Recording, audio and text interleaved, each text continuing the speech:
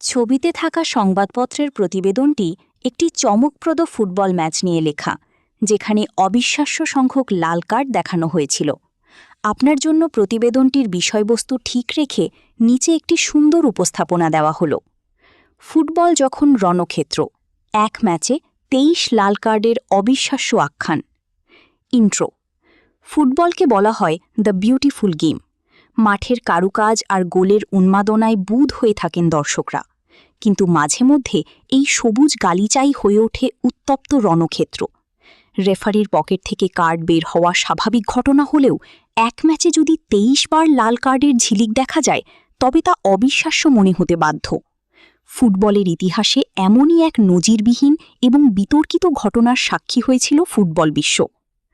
মূল লেখা। ঘটনাটি ঘটেছিল ব্রাজিলের ঘরোয়া ফুটবলের একটি ম্যাচে। সাধারণত মাঠে ফুটবলারদের মধ্যে মৃদু ধস্তাধস্তি বা তর্কাতর্কি নতুন কিছু নয়, কিন্তু সেই ম্যাচের পরিস্থিতি সব সীমা ছাড়িয়ে গিয়েছিল। ম্যাচ চলাকালীন খেলোয়াড়দের মধ্যে বিবাদ এমন পর্যায়ে পৌঁছায় যে তা রীতিমতো হাতাহাতি ও দাঙ্গায় রূপ নেয়। পরিস্থিতি নিয়ন্ত্রণে আনতে রেফারি কঠোর অবস্থান নিতে বাধ্য হন। রেফারি একে একে দুই দলের খেলোয়াড়, বদলি খেলোয়াড় এবং এমনকি সাইড বেঞ্চে থাকা কর্মকর্তাদেরও লাল কার্ড দেখিয়ে মাঠ ছাড়া করেন। সেই ম্যাচে মোট 23টি লাল কার্ড প্রদর্শিত হয়েছিল, যা ফুটবল ইতিহাসে এক বিরল রেকর্ড। এই ঘটনায় বিশ্ব ফুটবল অঙ্গনে তোলপাড় সৃষ্টি হয় এবং রেফারির সিদ্ধান্তের যৌক্তিকতা নিয়ে দীর্ঘ সময় ধরে চলে চুলচেরা বিশ্লেষণ।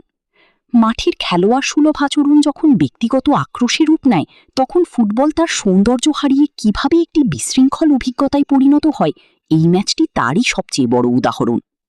আউটরো।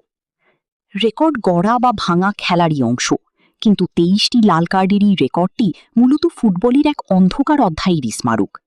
দিন শেষে ফুটবল মানেই ভ্রাতৃত্ব আর শৃঙ্খলা। মাঠের উত্তেজনা যখন মাঠেই সীমাবদ্ধ থাকে না, তখনই খেলাটি তার মূল স্পিরিট হারিয়ে ফেলে।